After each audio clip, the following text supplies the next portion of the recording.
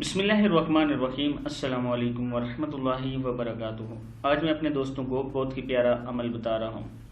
ये अमल करेंगे आप तो आप इसका कमाल देखेंगे। उससे पहले मैं अपने तमाम दोस्तों से गुजारिश करता हूँ कि मेरे इस चैनल को अगर सब्सक्राइब नहीं किया ज़रूर कर लें, बेल आइकन पर क्लिक करें और वीडियो को लाइक करना ना भूलें।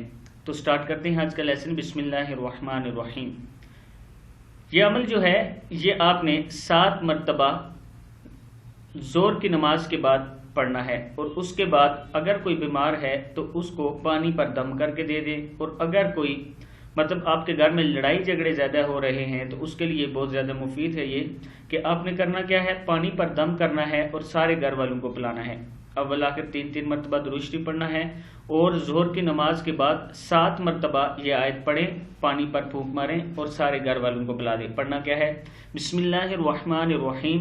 सुम्मुम बुकमुन उम्युन फहुम ला यरजिऊन। क्या है, सुम्मुम बुकमुन उम्युन फहुम ला यरजिऊन।